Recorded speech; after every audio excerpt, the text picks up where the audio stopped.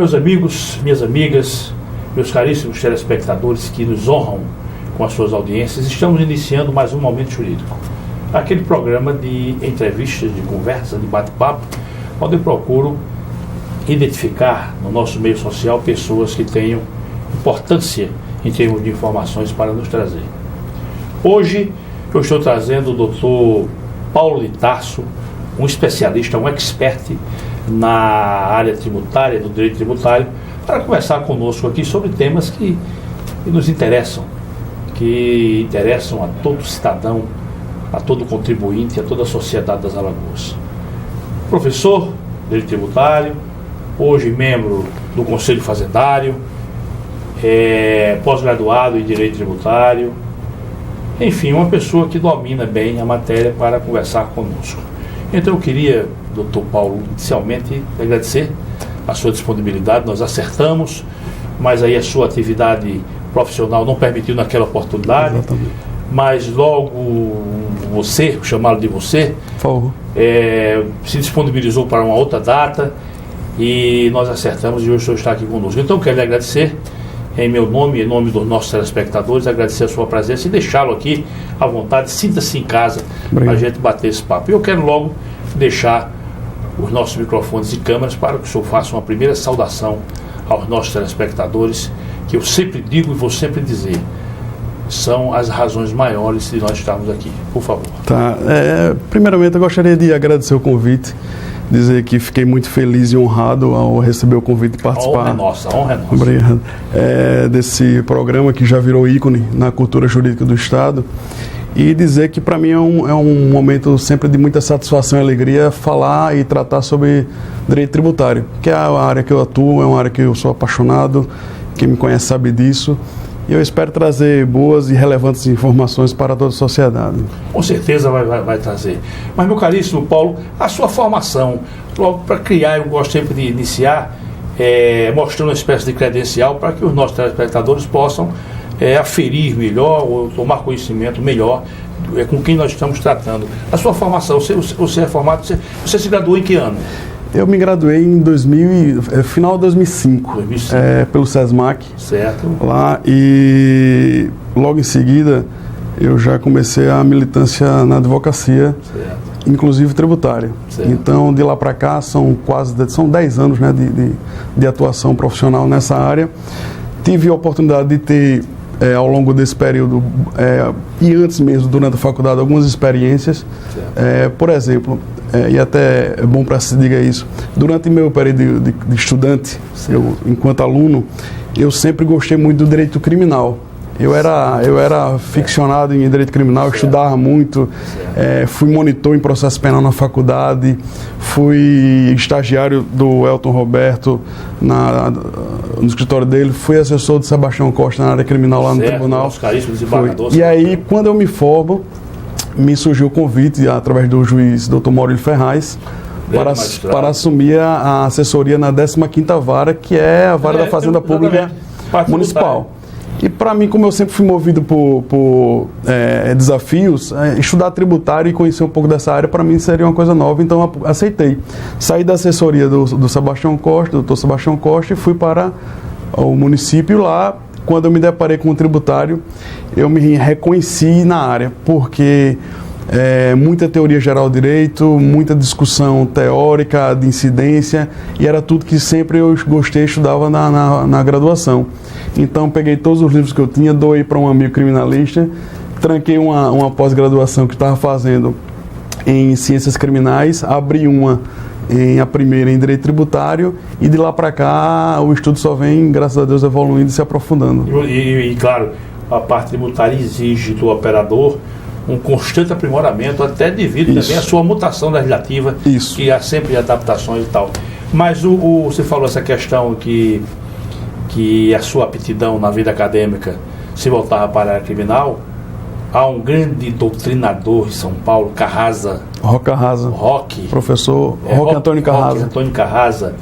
E interessante para você e para os nossos telespectadores, ele é da turma da PUC, né? Isso. Então ele, em uma entrevista, ele disse que também, na vida acadêmica dele, ele era, a sua vocação era totalmente para a área criminal. E quando já no final do curso, ele foi escolhido orador, e quando foram eleger o Paraninfo, que foi o Geraldo Ataliba, sim, já faleceu, um grande professor. Então o professor Geraldo Ataliba, que também era da PUC, e ele sucedeu o Geraldo Ataliba na cátedra lá, né? Aí ele disse, mas por que você vai fazer o quê? Vou fazer criminal. Por que você não faz tributário? E ele então se identificou, igual a você, se identificou com o direito tributário, e é um dos grandes nomes na minha vida, para concurso.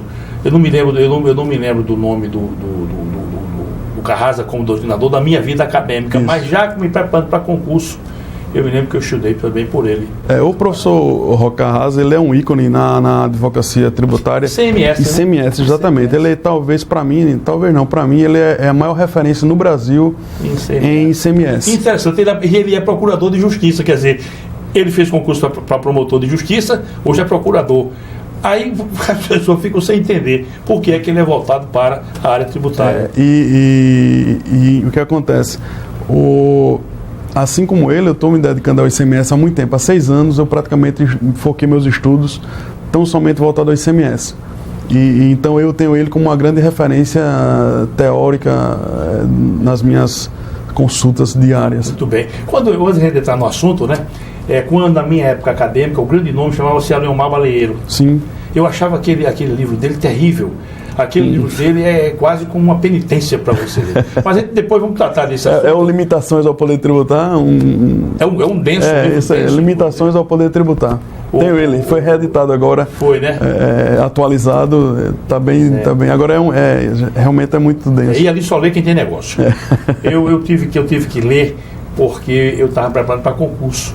Isso. E aí você não tem. E ele era um grande nome na minha época, estou falando de quase 30 anos atrás. Ele era um grande nome, era uma grande referência. Mas, meu caríssimo Paulo, para a gente iniciar a nossa conversa, eu lhe pergunto para os nossos telespectadores, qual é a importância do sistema tributário para a dinâmica de uma nação, de um país? Qual é a importância do sistema tributário? Veja, o sistema tributário ele está diretamente ligado à evolução do país. Por que eu digo isso? Porque a evolução do país? A evolução do país em termos de economia. Certo. Entendeu? Hoje, doutor Jerônimo, nós estamos vivenciando um momento que o sistema tributário nacional é complexo, extremamente complexo, ineficaz, certo? Isso ocasiona uma insegurança jurídica muito grande e, de certa forma, trava a própria economia. Por que eu digo isso? Porque eu estava lendo recentemente um estudo feito pelo Banco Mundial dizendo que uma empresa aqui no país gasta em média no ano 2.600 horas só calculando como é que vai pagar os tributos. Se a gente pegar 2.600 horas e transformar isso em dias, estamos falando de mais de 100 dias, ou seja, é praticamente 1/3 do ano a empresa gasta, entendeu, para calcular o tributo. E aí o que acontece? A empresa, em decorrência desse sistema complexo, certo, pouco transparente, entendeu? Ele tem que contratar um contador para que possa fazer o acompanhamento tributário da empresa e aí cumprir as obrigações que são impostas pela lei. O contador, às vezes, que não tem formação jurídica, ele não consegue interpretar de forma segura esse emaranhado de normas tributárias. E aí ele indica o quê? O advogado tributário para que faça esse também acompanhamento. Só que, como você bem ressaltou, são tantas leis, são tantas normas. Você imagina o seguinte, que nós temos a Constituição Federal, que trata do arquétipo constitucional tributário, de todos os tributos. Aí você tem leis complementares, tem leis ordinárias para cada tipo de imposto, entendeu? E demais tributos.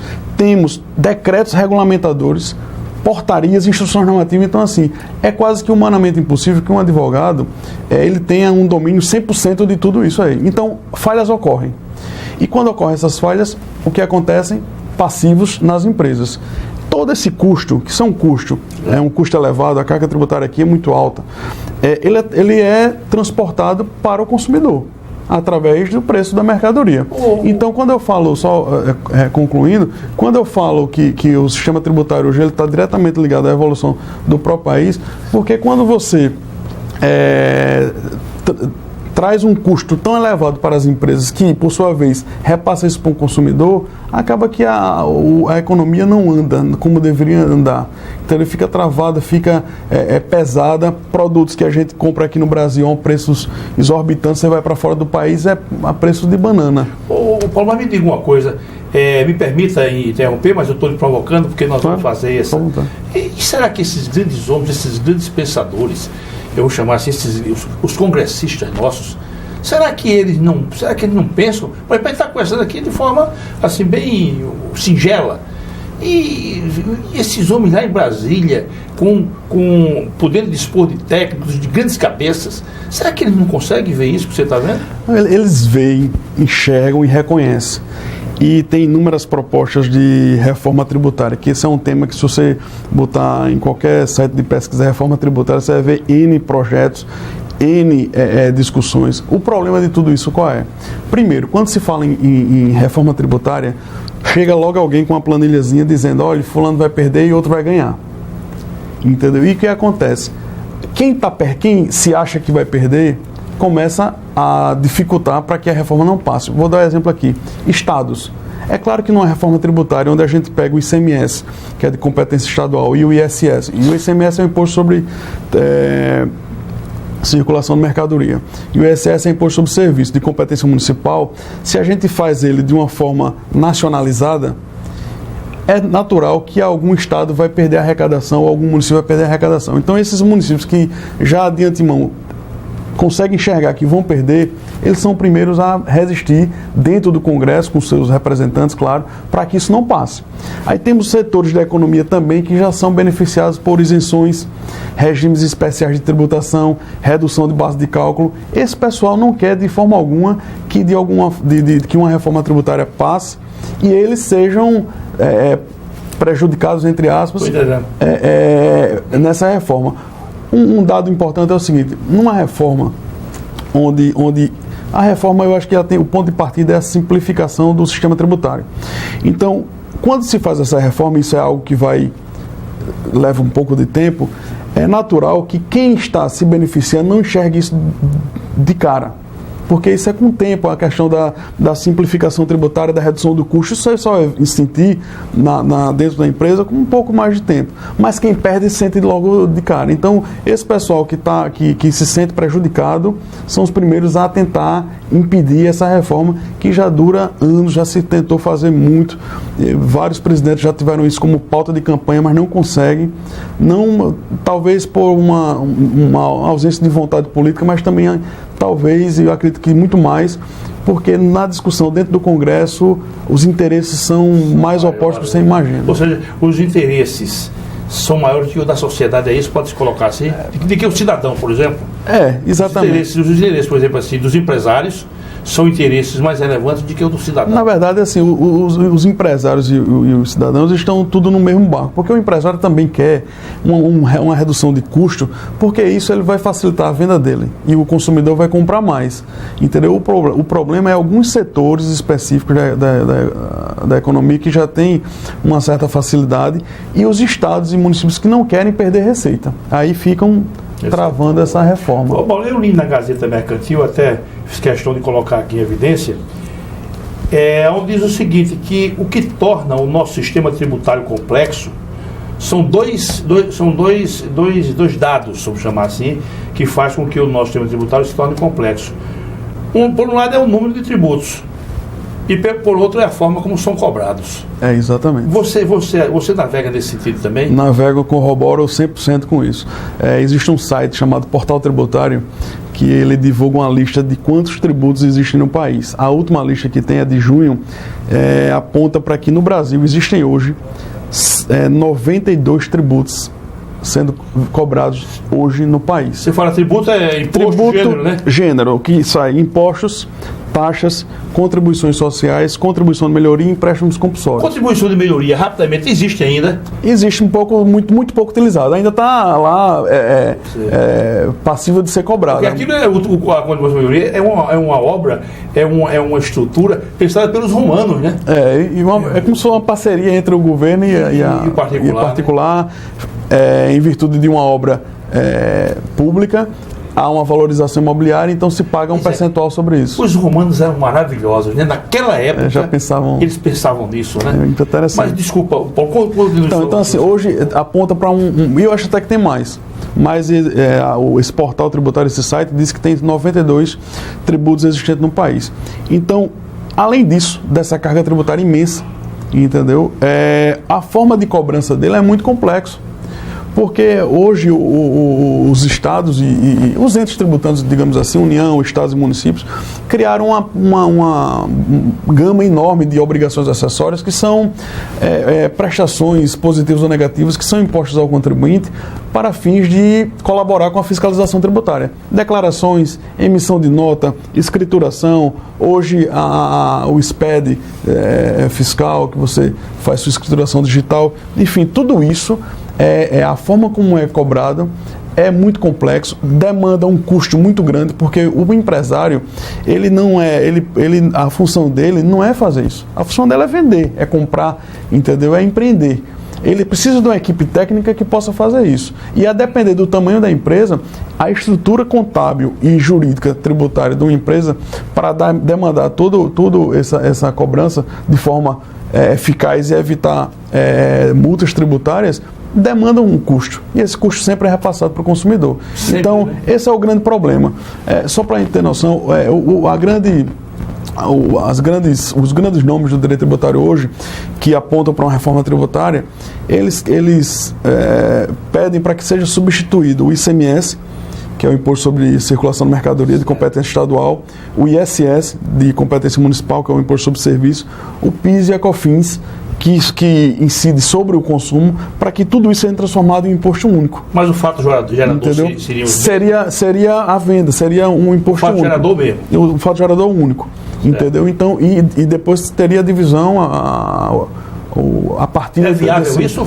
Olha, eu tenho lido muitos artigos de estudiosos e é viável. Isso já existe em outros países. Tá? O que é interessante, Dr. Jerônimo, é que qualquer reforma tributária que se pretenda ser séria e eficaz, ela deve partir, ao meu ponto, dois pontos básicos. Primeiro, evitar essa tributação em cascata.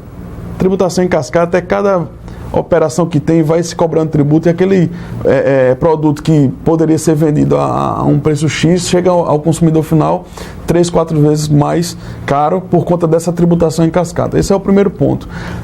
Tem que exterminar essa gama de tributos que incide sobre o consumo. Tem que simplificar isso. Tem que deixar um tributo, 2 no máximo, que pegue toda a cadeia produtiva, desde a produção até o consumidor final. E um ponto importantíssimo é a não cumulatividade. O que é isso? Tudo que for pago em operações anteriores deve ser creditado sem barreiras, ao meu ver, sem barreiras, nas operações seguintes. Isso vai fazer com que evite justamente essa tributação em cascata. Para mim, são os pontos cruciais para uma reforma tributária séria e que tenha um eficaz, assim, tenha uma amplitude boa e que seja bem... Agora isso só pode ser pensado em nível de governo federal. Nível de governo federal. O Estado tem autonomia para isso. Não tem autonomia, na verdade, é a grande barreira que o Estado não quer perder a autonomia, a competência tributária do ICMS. Isso aí ele não quer perder essa... Seria essa a diferença entre nós e os Estados Unidos da América? Também. Porque lá os estados têm uma autonomia muito grande. Né? Os estados têm uma autonomia muito grande, mas lá a tributação é muito mais simplificada do que é aqui no país. Aqui eu conversando com um amigo meu, advogado agora na Justiça Federal, e ele estava voltando para a advocacia, tem parado um tempo para concurso, ele dizendo que estava querendo se dedicar a tributário. Ele perguntou, 6 meses dá para eu ficar 6 meses por dentro? Eu disse, olha, eu tenho 10 anos e todo dia me deparo com algo novo. Não, então, mas eu diria, 6 meses, se você se aplicar bem, dá para você ter conhecimento da bibliografia que você vai precisar para você... É mais ou menos isso. Então, assim, eu disse, olha, é muito complexo. Mas claro que para quem é da área, que você entende o fio da meada ali, como se diz, você consegue ter uma visão bastante ampla e segura de todo o sistema. Mas para quem não para quem não tem formação jurídica, principalmente o empresariado, é complicado, é complexo e demanda um pouco de insegurança jurídica. E se me permite, estou gerando essa insegurança que deveria ser aniquilada pelos tribunais, acaba sendo potencializada justamente pelas decisões que ora diz uma coisa, ora diz outra. O STJ, eu sou um crítico do STJ, porque o STJ em matéria tributária ele tem posicionamentos, mas logo em seguida o STF vem e derruba o posicionamento e ele se curva, e tem que se curvar mesmo, porque o STF é o órgão maior do judiciário brasileiro, e diz que agora vai aplicar o entendimento do STF. Mas isso causa uma insegurança jurídica muito grande. Tá? Porque se o STJ, o Superior Tribunal de Justiça, ele fixa um posicionamento em determinada matéria tributária, os contribuintes passam a se comportar conforme aquela orientação do STJ, do Superior Tribunal de Justiça. Depois vem uma decisão do STF e diz, olha, está tudo errado. Entendeu? E aí a Receita vem para cobrar multa, juros. Então isso causa insegurança jurídica muito grande. Mas é para isso que vem aí as súmulas e a uniformização. E também os precedentes. Isso, né? Exatamente. Isso deve bater e deve pelo menos dar é a nossa esperança. Deve arejar e deve dar uma tranquilidade. O meu caríssimo Paulo, na época da faculdade nós estudamos direito tributário em 2 períodos. Isso. Eu não sei se ainda hoje é assim. E eu me lembro que era um terror. Aliás, eu vou fazer aqui uma confissão, que me perdoe meus telespectadores, os meus amigos que gostam de me perdoe. Eu até hoje não sei como é que eu consegui vencer aquela matéria de direito tributário, porque a professora nossa, e ela era muito exigente. Foi qual é o nome dela, meu Deus? Até hoje deve estar ensinando. Eu acho que ela foi minha professora também, de SESMAC. Como é o nome dela? Eu não recordo o nome. A matéria foi tão terrível que ele esqueceu o nome da nossa professora. Bom, mas eu fui aprovado, mas até hoje eu me questiono como é que eu consegui me dar bem naquela cadeira que realmente era terrível. Olha, eu lecionei direito tributário por 4 anos e meio. Larguei agora recentemente por questões de me dedicar à advocacia, que está me puxando muito. Professor, você pode não ter, você é mais jovem do que eu, não esqueceu, né? Mas eu não esqueci. Professora Albertina. Albertina. Ela foi minha professora e ela era pura. Ninguém brincava com ela não, né? Exatamente. Eu fui minha professora de Direito Tributário 1, no SESMAC. Então, como eu ia dizendo, eu lecionei Tributário 1 e Tributário 2 também, durante 4 anos e meio. Tributário 2 eu fiquei apenas um semestre, foi só para cobrir uma ausência de um professor. Mas assim, e o que eu notava nos alunos é que eles já chegavam no tributário, na cadeira tributária, com um certo preconceito. Pronto. O Tiago Maia, que é professor, Sim. colega seu, ele me disse, conversando, ele esteve aqui conosco, e ele me disse que quando iniciava o período letivo, ele dizia, por favor, não me venham com preconceitos. Mais ou menos? Agora, a que se atribui isso? Primeiro, eu acho que como tributário geralmente a matéria é dada lá no final do curso, geralmente 8º, 9º período, 7º, 8º período, dependendo da faculdade, os alunos já têm se posicionado em uma matéria, ou gostam do direito civil, ou gostam do penal, ou gostam do trabalhista, então eles já meio que esquecem essas outras matérias que chegam como novidade para eles. Esse é um primeiro ponto. Segundo, que tem uma cultura errada, ao meu ver, de achar que tributário mexe com cálculo. Eu odeio cálculo. Não é isso. Claro que uma vez ou outra você vai precisar fazer um cálculo para... cálculos singelos, né? Singelo, de aplicação de base de cálculo sobre a alíquota, uma multiplicação normal. Entendeu? E quando você precisa de alguma coisa complexa, claro que você vai buscar num profissional que seja especialista nisso, economista, um contador. Então, assim, já chegam com esse preconceito. E outro fator importante que eu também acho, eu acredito que 2 períodos, aqui até hoje é assim, fica muito curto para se dar o volume de matéria que tem em tributário. Então, a aula tem que correr, o professor tem que dar uma matéria ali naquele tempo curto e uma matéria complexa, então aquilo de certa forma acaba gerando um certo trauma, talvez um certo trauma para o aluno e não desperta um interesse maior. Agora quando eu era professor aqui na Maurício Nassau, eu tinha uma satisfação muito grande no final do período quando eu vinha os pedidos para ser orientador em TCC, monografia. Aquilo ali, pegava numa turma de 60, vinha 15, 20, eu digo, não, ótimo que eu estou fazendo um bom trabalho, estou trazendo mais gente para a área, que essa é a função do... Bom, estamos já chegando aqui no final desse primeiro segmento, mas eu me pergunto, o sistema tributário nacional, ele é injusto com o cidadão? ele às vezes ele é injusto. A justiça fiscal, eu acho que ele não é totalmente injusto, não. Não é totalmente injusto, não, porque na verdade ele é caro, né? Ele é um sistema caro, é um sistema pesado. Ele se torna injusto quando, por algum deslize, não estou falando aqui de dolo, de fraude, estou falando de deslize. Por algum deslize você não presta uma informação correta e aí a multa, em virtude dessa omissão, ela é muito pesada e aí se torna injusto. Tá? Os juros que corre também é muito pesado. Então, nesse ponto, se torna injusto, porque às vezes foi um deslize que não teve nenhuma repercussão maior. Só para citar um exemplo, certo. Aqui no estado existe uma multa para os contribuintes que, de alguma forma, escrituraram crédito de ICMS indevido na sua escrituração lá. E existe outra multa para aqueles que utilizaram.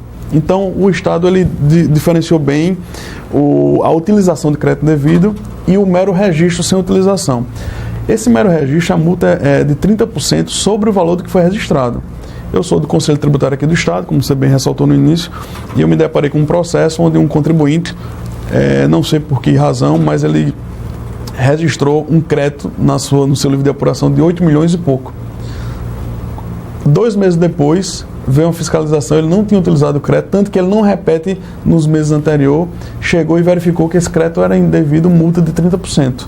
E ele disse, não, foi um deslize, eu acredito que na hora de digitar, a defesa foi nesse sentido, houve um deslize e tal, mas 30% de 8 milhões, nós estamos falando aí de... Bela nota, bela grana. Então, se torna muito injusto por conta dessas multas. E ele pagou esse cidadão? Não está discutindo, lá o auto houve um pedido de vista, não chegou a seu final. Mas está se discutindo administrativamente, acredito eu que ele vai para o judiciário para alegar razoabilidade e outros princípios aí. E no Conselho não pode matar isso, não? No Conselho a gente tem um impedimento de não afastar a legislação tributária estadual sob o argumento de inconstitucionalidade. É um impedimento legal. Então, quando se fala que houve violação de princípios constitucionais, a gente fica impedido de apreciar a matéria. Aí, infelizmente, a gente não estou antecipando o voto, mas a gente acaba sendo impedido de analisar esses questionamentos. Você acha que é porque iria, vamos dizer assim, ultrapassar uma instância? Isso, exatamente. A gente afastar aquela norma seria o mesmo de declarar inconstitucional, que isso compete ao Poder Judiciário tão somente. Meu caríssimo Paulo, nossa conversa aqui é agradável e você está sendo bastante esclarecedor, mas nós vamos fazer uma pausa, certo. E nós vamos retornar aonde eu vou tratar de outros assuntos com você. E gostaria que você fosse sempre muito, você está sendo até agora, muito franco, que eu quero tratar inclusive sobre o Conselho Tributário, certo. Quais são as suas funções e o que é que o contribuinte pode esperar dele, se pode esperar pelo menos um olhar se não generosidade, pelo menos de compreensão. Com certeza. Meus caríssimos telespectadores, meus amigos e minhas amigas, não saiam daí, porque nós retornamos já aqui com o nosso caríssimo Dr. Paulo de Tarso. Muito obrigado pela audiência.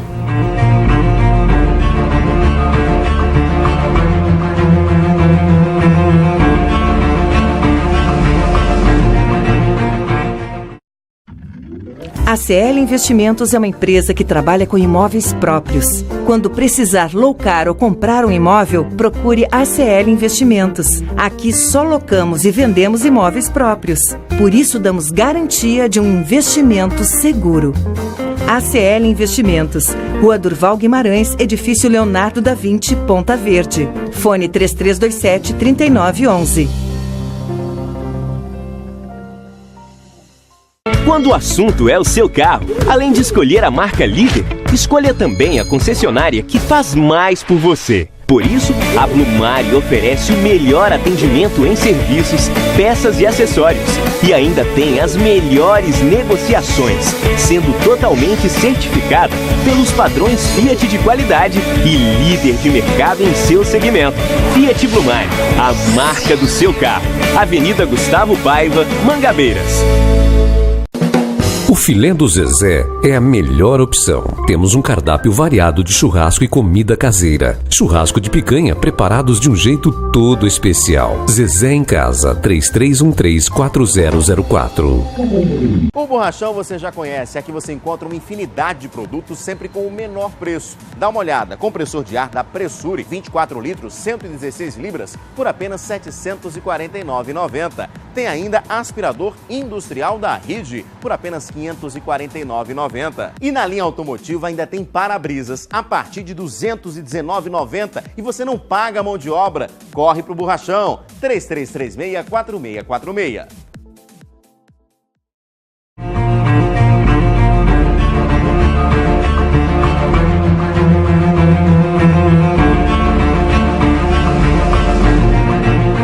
Olá, meus amigos, minhas amigas, estamos retornando aqui com o nosso caríssimo Dr. Paulo de Tarso, um expert, um estudioso do direito tributário e que está conversando conosco aqui sobre essa temática tão momentosa, sempre momentosa, que é justamente a questão dos tributos. Meu caríssimo Paulo, atualmente há uma pressão, está havendo uma pressão muito grande em face desse momento porque passa o nosso país. Está havendo uma pressão no Congresso pelo aumento da carga tributária em nosso país. E aí me vem a lembrança, me vem a momento uma indagação que eu lhe faço com muita franqueza e tenho certeza que faço em nome dos alagoanos e em nome de milhões de brasileiros. O cidadão aguenta mais pagar tributo, aguenta mais pressão tributária em cima dele? É complicado, olha, ninguém gosta de pagar tributos. Essa é uma grande realidade, salvo poucas exceções. Tem um doutrinador que ele tem um livro e ele tem uma passagem muito interessante que ele diz lá textualmente o seguinte: ele diz, olha, na vida eu conheci todo tipo de gente que gosta de sofrer, gente que gosta de música sertaneja, de comer quiabo, mas eu não conheci até hoje uma alma viva que gosta de pagar tributo. E aqui a gente atribui esse desconforto, digamos assim, em pagar tributo. Primeiro, carga tributária a mais elevada da América Latina e Caribe. Entendeu? Para você ter uma noção, nós estamos... e o segundo colocado não está próximo a gente, não. A gente está com uma folga muito grande na frente. Quando eu dei aquele dado de que uma empresa gasta em média 2.600 horas para calcular quanto vai pagar de tributo no país, para você ter uma noção, uma comparação, na América Latina e Caribe, a média é de 503 horas. Ou seja, nós gastamos 4 vezes mais para calcular quanto é que você vai pagar. Então, primeiro, a carga tributária é muito elevada, ninguém aguenta mais. Ninguém aguenta mais, a verdade é essa. Segundo ponto é que se a gente pagasse uma carga tributária tão elevada, mas que em contrapartida o Estado, a nação, nos desse saúde de qualidade, educação de qualidade, uma segurança, entendeu? Talvez essa carga não seria tão desconfortável. Mas o problema é que o cidadão hoje, além de contribuir de forma pesada mediante a arrecadação de recursos para o Estado, ele ainda tem que pagar seu plano de saúde privado. O Paulo não pega seu raciocínio, não. A propósito, eu li em algum lugar que na Suécia paga 55% de tributo. Exatamente. Mas em contrapartida, o serviço que o Estado presta e os defensores da carga tributária, quando querem argumentar, dizem isso. Olha, mas a gente ainda está longe de ser a maior carga tributária do mundo. A Suíça paga 50%, sei lá, mas tem serviços... Suécia, perdão. Tem serviços que são ofertados para a população de forma gratuita e eficaz, de qualidade. Aqui não temos saúde, então você tem que fazer um plano, você tem que comprar, adquirir um plano de saúde. A escola é caríssima. Estradas terríveis. Exatamente. A segurança, hoje em dia, você tem que se valer de itens de segurança, câmera de segurança, uma empresa privada, para poder você ficar mais confortável, principalmente para quem mora em residência. Então, isso tudo tem um custo. Então, além de você pagar para a nação, para o Estado, o seu tributo, você ainda tem que arcar com aquilo que o seu tributo deveria trazer de contraprestação para você. Há quem sustente até que o tributo seria uma sanção para o contribuinte, mas isso está superado. Na verdade, hoje a doutrina reconhece que o pagar tributo é um dever fundamental. Entendeu? Um dever fundamental que nós, cidadãos contribuintes, temos perante a República para que ela possa prestar os serviços públicos necessários. Eu concordo. Exatamente. Agora me diga uma coisa, não é de doer na alma, eu não falo nem no coração, na alma. Por exemplo, nós pagamos 27,5% de imposto de renda, na maior faixa. Alguém me alertou outro dia, olha, quando começa o ano nós já sabemos que vamos trabalhar até maio para o governo. quer dizer, até maio você trabalha com o governo. Exatamente. Quando começa o mês, você vai trabalhar uma semana e um dia para pagar tributo. Mas não é de doer na alma, eu toco nesse assunto aqui com a maior tranquilidade, quando nós vemos esses escândalos. Isso. Não é grave. Exatamente, é o segundo ponto que merece destaque, porque além da carga tributária ser alta, além de ou não ter uma contraprestação de serviço, o cidadão ainda se depara com o fato de que parcela daquele patrimônio que saiu parcela daquele dinheiro que saiu do seu patrimônio para pagamento de tributo está sendo desviado em virtude de corrupção. Terrível, né? Entendeu? Então isso dói a alma, realmente, isso revolta. E tem outro fato também, às vezes, principalmente para quem é empresário, que deixa mais ainda desconfortável o pagamento de tributo, é quando ele vê um concorrente dele sonegando abertamente, nada sendo feito para coibir isso, e ele sem preço para concorrer. Porque você tem um preço, você vai vender um produto por R$1.000, digamos assim, e seu concorrente está vendendo R$700 porque ele está sonegando. E o indivíduo consegue sonegar? Consegue ainda. Com essa fiscalização? Consegue. A fiscalização hoje tem sido, está se fechando o cerco, na verdade, né? Cada vez mais estão criando instrumentos para que a fiscalização seja mais eficaz. Eu estou dizendo assim, mas ainda assim consegue. Mas na área federal ele consegue sonegar? Consegue, porque é o seguinte, veja, quando eu falo sonegar, o que acontece?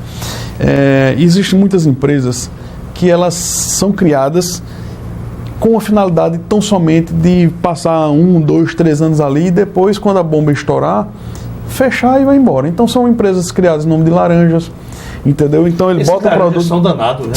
São danados mesmo, deviam ser punidos, mas até que você encontre as pessoas, às vezes nem sabe que estão. O laranja às vezes é um pobre de abelante, né? Exatamente, que nem sabe que está. Né? Exatamente. Então, assim, tem pessoas que criam, isso é uma realidade, não vou aqui esconder bem. Tem pessoas que criam empresas em nome de laranjas, bota para vender produto, traz sem nota fiscal, então chega no preço final ao consumidor muito mais em conta. Mas não consegue rastrear, não? Rastreiam, mas o que acontece? Vão sofrer autos de infração, vão sofrer fiscalização, mas até que a empresa se torne inviável, você demorou 2, 3 anos, já deu para tirar uma boa grana e você quebra aquilo dali, já monta outro em outro canto e assim vai indo. Tem pessoas que infelizmente agem de má fé dessa forma, então o contribuinte correto, que está pagando seus tributos em dia, que tem funcionários pagando todos os encargos trabalhistas ali, que são pesados também, ele se sente injustiçado quando ele vê um concorrente vendendo produto muito mais barato e ele sabe que é fruto de uma sonegação. Pelo amor de Deus. Isso é muito desgastante. Isso é criminoso. Isso é criminoso. A propósito, eu não quero confusão, eu não quero problema com o aqui, eu não quero problema com o fisco. Aliás, quando diz assim, olha, você tem devolução, não quero, não, deixe lá. Aliás, eu tenho um grande amigo que ele disse certa vez uma expressão, foi um alento para a minha alma. Eu estava realmente quase depressivo com a quantidade a minha carga tributária. E ele disse assim para mim, olha, Geraldo, se você está pagando é porque você ganhou. Quando ele disse isso, aí eu dei aquela respirada. Então realmente eu tenho esse conceito hoje. Se eu estou pagando é porque eu ganhei. É verdade. Um outro alento que eu tenho é tomando por base uma expressão de um filósofo chamado Schopenhauer. Schopenhauer dizia assim, a desgraça quando eu gerar eu me contento. Então quando eu me lembro que eu não estou só pagando sozinho, então vamos embora. E havia, só para encerrar aqui, que a gente flexibiliza aqui no nosso programa, olha, quando o sistema tributário nosso ainda era incipiente, havia um juiz na cidade de Viçosa, que isso na década de 30, comecinho da década de 30, ele pagava religiosamente porque, pra você ter ideia, era um funcionário que ia para receber o imposto de renda, né, lá para Viçosa. E ele se apresentava primeiro para apresentar o imposto de renda dele, porque ele dizia, olha, eu não quero problema com 3 coisas.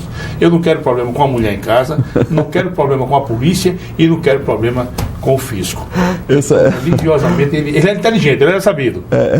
Só pegando o gancho, essa atividade do funcionário ir lá buscar, isso deu origem ao nome fisco, né? Porque o fisco era um cesto, entendeu? Que o pessoal ia arrecadar antigamente os tributos lá dos comerciantes, então lá vem o fisco, que era justamente essa cesta de arrecadação. Pois é, eu não sabia, isso, né? Pois o funcionário ia para lá, e não era nem obrigatória a declaração de imposto de renda, mas o juiz ia lá religiosamente levar as suas informações.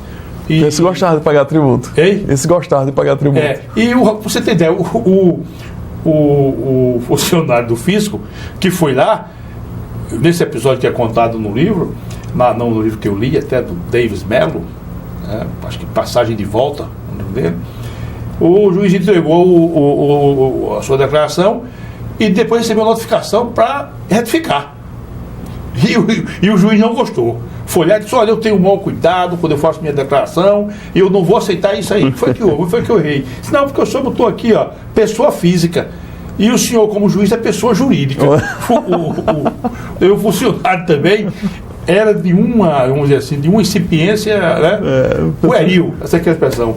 Sim, mas continuando. Na área federal, eu sei, porque eu tenho amigos que trabalham lá naquela repartição tão digna e tão elevada, o sistema realmente é feito para você não burlar. Hoje eles cruzam as informações. Que sistema é esse? Hoje, tanto a Receita Federal como a estadual, elas adotaram um sistema de cruzamento de dados muito importante. Não é nem feito aqui em Alagoas, é feito fora. É fora. Então, assim, e criaram, para colaborar com isso, uma gama de obrigações acessórias voltadas aos contribuintes, claro, para que eles também forneçam elementos para que ela fiscalize. Então, por exemplo, quando você adquire um imóvel hoje de uma construtora diretamente na planta, ela tem uma declaração imobiliária que ela diz à Receita Federal que você adquiriu um imóvel com ela. Então, quando você vai apresentar a sua declaração de renda, que você faz geralmente até o dia 30 de abril do exercício seguinte, se você não declarar, o cruzamento ali é feito automático. Tem uma informação da construtora dizendo que você adquiriu e tem uma omissão da sua parte dizendo que você mas omitindo esse fato. Automaticamente ali você vai para uma malha fina e será fiscalizado para saber quem é que está falando a verdade e por que aquela informação chegou até. Agora você imagine isso a nível de banco. Entendeu? Hoje existe a E-Financeira, que já foi uma substituição que teve da antiga DIMOF, que é uma declaração de movimentação financeira dos contribuintes. Se você deve lembrar da CPMF. Claro. A CPMF, por que o governo quer tanto retornar a CPMF? Muitos dizem, para ajudar na arrecadação. Eu sinceramente, não me convence esse argumento. Até porque a arrecadação está aí a todo vapor. O que o governo quer é uma forma de fiscalizar mais, porque a CPMF foi o grande aliado, a grande aliada da Receita Federal para fiscalizar as pessoas físicas, principalmente na questão dos rendimentos, porque como ela incidia sobre qualquer movimentação financeira, no final de um exercício, a Receita Federal conseguia enxergar quanto você movimentou na sua conta. Então, se sua declaração vinha algo muito abaixo, ali já estava um indício forte de que houve alguma omissão, e aí se fiscalizava para tudo isso. Então, assim, hoje eu estava dando uma palestra agora recentemente na Faculdade do Sertão, em Palmeiras dos Índios, e eu brinquei dizendo o seguinte, que a figura da Receita Federal é um leão, né? Mas que hoje poderia ser facilmente substituída por uma águia, porque os olhos da Receita Federal têm sido olhos de águia mesmo, estão enxergando muito longe. Eu vi uma matéria recentemente dizendo que até o Facebook, hoje, eles estão analisando o perfil de determinados contribuintes para analisar se lá ele tem alguma demonstração de riqueza, tipo, posta foto numa lancha, posta foto de um jet ski. Pronto, então ele vai lá, vê aquela foto, percebe que o cidadão se mostra dono daquilo dali, e aí ele pede informação numa marina para saber de quem é o dono, e aí fiscaliza e tenta buscar. Então, assim, a Receita hoje tá dessa forma muito, digamos assim, atenta a todo tipo de movimentação financeira ou patrimonial que o cidadão faça. Então, assim, é preciso ter um cuidado muito grande. Eu vou dar um exemplo aqui também, só para a gente finalizar esse ponto. Aqui no estado existe a nota fiscal alagoana. Você vai comprar um picolé numa lanchonete, na sorveteria, a pessoa vai perguntar: você quer o CPF na nota? Aquilo dali é uma forma também de controle, entendeu? Porque dois controles. Primeiro que você força o empresário a emitir a nota fiscal e aí gerar ICMS para o Estado. Isso é um ponto. Mas o segundo ponto também, essa informação, ela pode ser e será trocada com a Receita Federal, dizendo que o Jerônimo, no seu CPF, tem um consumo mensal de 15 e 20 mil, por exemplo. Então, se você não tiver receita suficiente para cobrir isso, você certamente ou provavelmente vai ser chamado pela Receita para justificar como é que você consegue ter uma despesa maior do que as suas receitas. entendeu? E isso pode ocorrer até uma presunção de que você está omitindo renda. Então, assim, tem que ficar muito atento que hoje as receitas estão a todo instante se aperfeiçoando, e inclusive digitalmente, para ter informações e conseguir cercar o contribuinte para evitar sonegação. Agora, vai conseguir... É claro que sempre tem um ou outro ali que consegue burlar de alguma forma. Isso aí é muito sério. Meu caríssimo Paulo de Tasso, eu tive informação há uns anos atrás, uma pessoa da minha relação de amizade foi ao médico e o médico perguntou, eu tenho o maior respeito pelos médicos, não vai aqui nenhuma crítica, nenhuma desautorização a essa classe tão nobre, mas o médico perguntou, quer com recibo ou sem recibo? Isso E quando ele soube, chega a ser ofensivo, né? Eu acho isso, e o pior é que quando ele soube que se tratava de um magistrado, ele praticamente fez de graça a consulta. Ele se assombrou. Com medo de uma...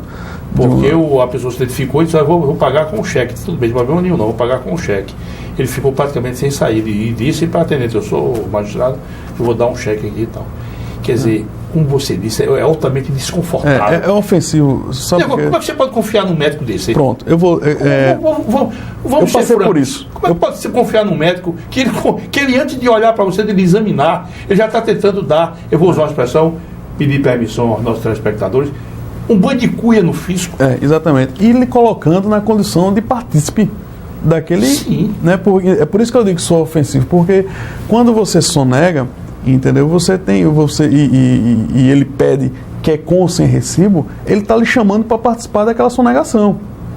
Entendeu? Então, assim, porque uma coisa... A leitura é essa. A leitura é essa, simples. Porque uma coisa é ele receber o dinheiro e de alguma forma lá ele não quiser declarar. E se você também não declarou na sua movimentação para deduzir do seu imposto de renda, aquela despesa médica, aquilo pode passar pelo fisco.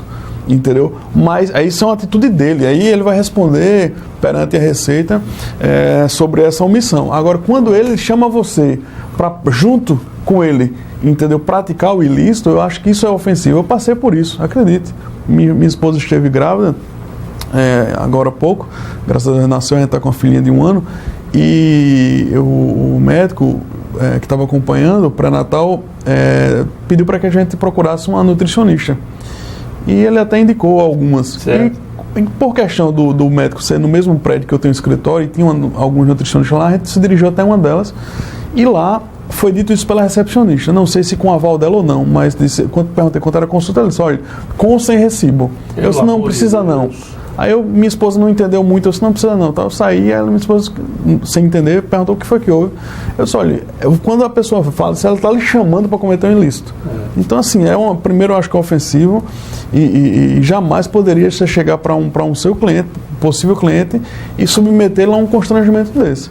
Entendeu? Então, assim, isso é uma praxe que infelizmente ocorre, não sei qual o tamanho a quantidade de pessoas que fazem isso, mas espero que não seja tanto. Mas não deve fazer. Não deve fazer. Esse é o primeiro sinal de que não se trata de um bom profissional. Exatamente. No meu modo de entender. Exatamente. É um profissional que você tem que colocar ele em dúvida. Exatamente. Não é? Porque o primeiro contato, não sabe nem quem é a pessoa que vai se consultar. Já está convocando para juntos cometerem uma ilicitude e já não é. O Paulo, me diga uma coisa, se fala muito, nós já trocamos assunto aqui, em aumento da carga tributária. Mas se fala muito também em corte nos gastos públicos. Mas eu fico pensando, mas o investimento que se faz é um gasto público. Não parece uma coisa, por exemplo, não parece uma coisa antinômica, por exemplo? Olha, eu vou querer corte dos gastos públicos, mas não quero fazer investimento. Como é que fica isso? Você compreendeu, né? Eu compreendi. Quanto maior o Estado, mais caro ele é. E quanto mais caro for a estrutura estatal, mais precisa se arrecadar para fazer frente àqueles gastos. Então, quando se fala em cortar os gastos públicos, eu acredito que são aqueles gastos que não geram, de alguma forma, um retorno em termos de economia e de investimentos. Diferentemente de fazer uma obra, um viaduto que seja, que aquilo vai gerar... Construir um presídio, enfim, alguma coisa que vai gerar... Porque quando você vai construir uma obra, você está comprando material de construção, você está remunerando trabalhadores, então aquilo mexe com a economia, circula dinheiro. Então, por mais que você está fazendo um gasto com uma obra pública, mas você está circulando dinheiro, aquilo dali a economia faz girar e todo mundo ganha. Diferentemente de cargos comissionados a perder de vista, secretarias, às vezes, que você poderia unificar 2, 3 secretarias em uma só. Então, quando se tem esses gastos elevados, é que eu acho que deve ser cortado mesmo para enxugar o Estado, entendeu? Porque quanto maior seja o Estado, maior for o Estado, maior será o gasto. Então, enxuga o Estado para que esse dinheiro, no lugar de ser gasto com cabide de emprego, aí, ser investido em obras públicas, que isso vai trazer melhorias para toda a sociedade. Eu acho que esse é o ponto crucial Uma outra coisa que me chama a atenção e vem a momento, em algum lugar, alguém também, eu li, eu acho, quando você vai comprar, por exemplo, pasta de dente, por exemplo, né, a carga tributária que incide ali para o indivíduo altamente potencializado em termos de riqueza é a mesma que incide para o trabalhador lá ali na semi-pobreza. Isso não é injusto, não? Como é que você vê isso? Veja, na tributação sobre o consumo em si, a exteriorização de riqueza está em consumir aquele produto. Então, pegando seu exemplo, uma pasta de dente, quem compra ela exterioriza a riqueza de ter condições de comprar. Mas o trabalhador assalariado? Então, mas aí onde é que está? A tributação é sobre o produto, sim, aquele produto. Diferentemente do imposto de renda, que aí é uma questão pessoal. Então, por isso que existe hoje 4 faixas de tributação, mas a isenção para tributar conforme a sua capacidade contributiva. Entendeu? Então, assim, nesse ponto, o sistema tributário tentou equalizar essa justiça fiscal quando o tributo for voltado a um aspecto pessoal seu. Mas quando é um produto, aí é um veículo. Você acha que não tem como fazer diferente? Dificilmente vai conseguir uma sistemática que estabeleça... Porque o custo do produto vai ser igual para... Porque, vamos supor, eu pego uma pasta de dente.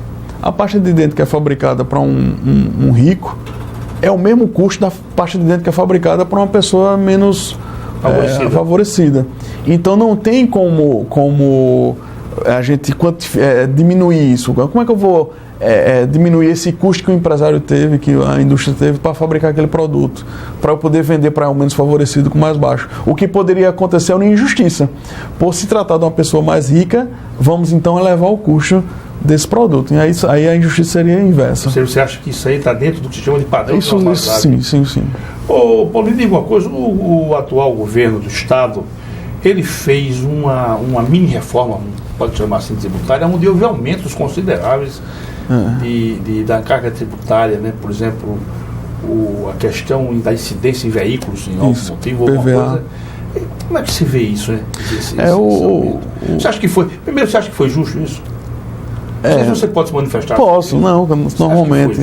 Veja, antes a justiça tem uma questão legal e justa, né? Quanto à justiça, eu entendo que não, porque é o seguinte, no IPVA houve quase que dobrou-se a alíquota para determinados veículos, entendeu? Então isso, quando você se depara com quase o dobro de tributo que você vai pagar, se torna injusto por si só. Entendeu? Ele poderia ter feito de forma escalonada, gradual, mas optou por fazer de uma vez só. Então isso pegou todo mundo de surpresa. Claro que respeitou a anterioridade, e a lei saiu no exercício anterior a que foi cobrada, a que está sendo cobrada agora esse ano, mas houve de fato uma sobrecarga da alíquota. Um veículo pagava geralmente 2,5% de IPVA, passou a 4%, a depender da potência do motor do veículo. Então, assim, isso para quem tem 2, 3 carros em casa, pesa no orçamento muito. O Alagoas, assim como os demais estados da federação, diante da crise financeira que o país está enfrentando, a solução foi aumentar a arrecadação de tributos, entendeu? Então o Estado aqui, isso não é só, é bom que se diga isso até por questão de justiça, não é algo particular de Alagoas, isso está em todo o país, passou a aumentar todos os tributos que tinham e além disso, criar sistemáticas que de alguma forma tragam uma arrecadação maior para o Estado. Então o IPVA foi uma delas, criaram o FECOEP, que é um fundo de erradicação da pobreza como adicional da alíquota no ICMS para diversos produtos. Isso encarece, porque 1% a mais encarece a folha. Criaram diversas sistemáticas de substituição tributária, inclusive agora recente para supermercados. Os supermercados que têm produtos que estão enquadrados hoje na sistemática de substituição tributária, onde o pagamento é recolhido logo no início da cadeia produtiva, eles estão obrigados a contar o seu estoque todinho e recolher o imposto que vai incidir quando for vender na frente. Então pegou os supermercados todos E se não vender? Se não vender, vai ficar lá e vai... Não vai haver uma repetição de débito, não? Depende da situação. A Constituição, ela garante, quando não ocorrer o gerador, a devolução. Mas aí tem que saber por que motivo não se ocorreu aquilo. Um perecimento do produto, tudo bem, mas se o produto está lá em estoque, se não for perecível, vai ficar esperando ser vendido e a carga já é recolhida. Então, assim, são várias formas que eles estão fazendo. Você deve se recordar agora, recentemente, em janeiro, a presidente Dilma, antes de ser afastada, ela sancionou uma lei que possibilitou a repatriação do dinheiro que estava fora do país, ou enviado, ou estava mantido fora do país, e que não tinha sido declarado né? Aqui. Qual foi o maior objetivo dessa lei, que criou um regime especial de regularização cambial e tributária? Não tenha dúvida, foi a arrecadação. Estimava-se no início que com isso o governo federal arrecadaria entre 100 e 150 bilhões de reais com essa sistemática. Hoje eu já vi uma nota trazendo esse valor mais para a realidade, mas algo em torno de 30 bilhões. É muito dinheiro ainda. Entendeu? Muito dinheiro ainda. Então, todos os estados federativos e a própria União e os municípios também estão tentando criar mecanismos para poder arrecadar e garantir a estrutura que tem, que é pesada. Ô Paulo, só para a gente finalizar a nossa conversa, você vê alguma luz no fim do túnel? Porque os nossos telespectadores devem estar precisando de boas notícias. Eu estou precisando de boas notícias. Você vê alguma luz no fim do túnel? Não, olha, a gente tem que sempre ter esperança em dias melhores, né? Em matéria tributária, eu acredito que há sim uma luz no fim do túnel.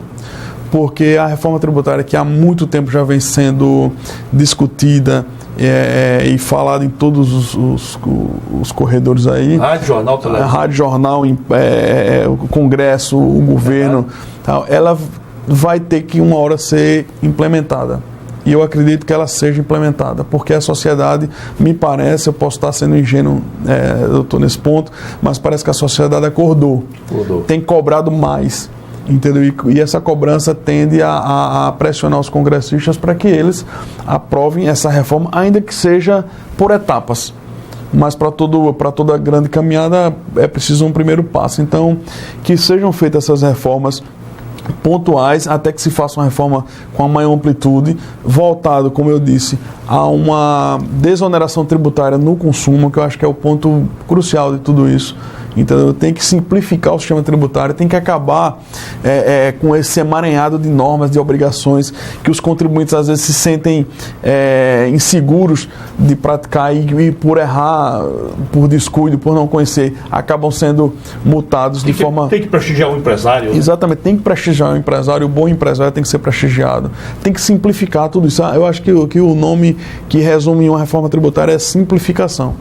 É simplificação de tudo, de todo o sistema, desde a instituição, a cobrança e a fiscalização. Tem que ser algo claro, que o empresário não precise de maiores esforços para entender por que ele está pagando, como ele deve pagar e a razão de que ele está pagando. Essa é a grande... Eu acho que é o grande caminho para... Muito bom, meu caríssimo Paulo Itácio, muito bom mesmo. A sua presença aqui abrilhantou o nosso ambiente. Você... eu conversei com você, percebi, E você, se por uma vertente você é um estudioso, por outro você é um homem de bem, obedecente, honrado. E você, então, você entra naquele quadro, você é uma estrela das nossas Alagoas no aspecto tributário. Você é um homem que honra a nossa sociedade.